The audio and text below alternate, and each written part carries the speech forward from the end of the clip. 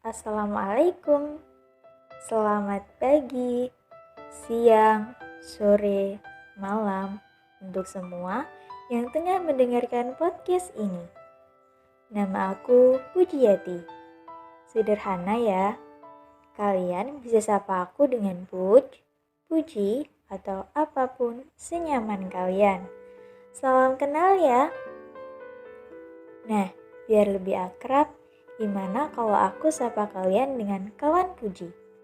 Assalamualaikum kawan Puji. Wah, gak terasa ya, kita sudah berada di bulan Zulhijjah. Di mana bulan ini merupakan salah satu bulan yang istimewa bagi umat Islam. Kenapa sih kok disebut bulan istimewa? Ya karena bulan Zulhijjah adalah bulan di mana umat Islam memperingati Hari Raya Idul Adha atau yang biasa disebut dengan Hari Raya Kurban. Pada Hari Raya Kurban, tepatnya pada tanggal 10 Zulhijjah, dilakukan penyembelihan binatang ternak untuk dipersembahkan kepada Allah sebagai wujud rasa syukur atas segala nikmat yang diberikan oleh Allah kepada kita. Perintah berkurban ini digariskan oleh Allah pada surah Al-Kautsar ayat 2 yang berbunyi Fasholli lirabbika wanhar, yang artinya maka laksanakanlah sholat karena Tuhanmu dan berkurbanlah. Seperti itu ya dalil berkurban.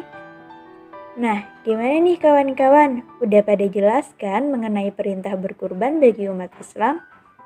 Semoga kita semua diberi kemampuan untuk berkorban ya. Amin. Nah, selanjutnya mengenai sejarah kurban nih kawan-kawan. Apa kawan-kawan sudah pada tahu gimana sih sejarah kurban sebelumnya? Jadi, asal mula kurban berawal dari lahirnya Nabi Ismail alaihissalam yang merupakan putra dari Nabi Ibrahim alaihissalam.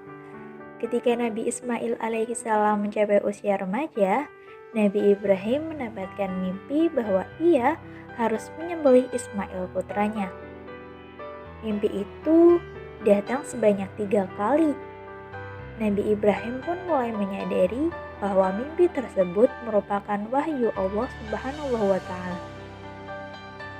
Mengetahui hal itu, Nabi Ibrahim menjadi sangat sedih. Bagaimana mungkin ia akan menyembelih putranya sendiri yang sangat disayanginya. Namun, ini adalah perintah dari Tuhannya yang harus dipatuhi. Nabi Ibrahim pun menyampaikan mimpinya itu kepada Ismail. Dan tanpa disangka, Ismail yang usianya baru 8 tahun berkata dengan tegas, "Wahai ayahku, jika memang itu yang diperintahkan Allah kepadamu, laksanakanlah. Sesungguhnya aku termasuk orang-orang yang sabar." Nabi Ibrahim sangat terharu mendengar perkataan anaknya yang masih belia namun memiliki tingkat ketakwaan kepada Allah yang begitu tinggi. Keesokan harinya, Nabi Ibrahim membawa Ismail ke atas bukit batu. Di sanalah Ismail akan disembelih, dan dalam perjalanan beberapa kali mereka bertemu dengan iblis yang menyerupai manusia.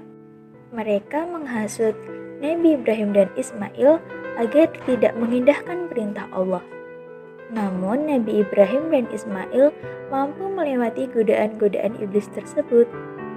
Sesampainya di atas bukit, Nabi Ibrahim membaringkan putranya di atas batu dan mulai mendekatkan mata pedangnya ke leher Ismail. Nabi Ibrahim nampak gemetar dan tidak tega. Rasanya ia tidak sanggup melakukan hal tersebut. Mengetahui ayahnya ragu-ragu, Ismail lantas berkata dengan tegas, "Wahai ayahku, lakukanlah. Sesungguhnya aku termasuk orang-orang yang ikhlas." Nabi Ibrahim lantas menggerakkan pedangnya lalu menyembelih Ismail. Pada saat itu pula dengan secepat kilat, malaikat Jibril menukar Ismail dengan domba. Akhirnya yang tersembelih bukan Nabi Ismail, melainkan domba yang sudah disiapkan oleh malaikat Jibril. Akhirnya, Nabi Ibrahim pun mampu melewati ujian terberat yang diberikan oleh Allah kepadanya. Berawal dari sinilah, setiap tanggal 10 Zulhijjah, seluruh umat Islam melakukan ibadah berkurban.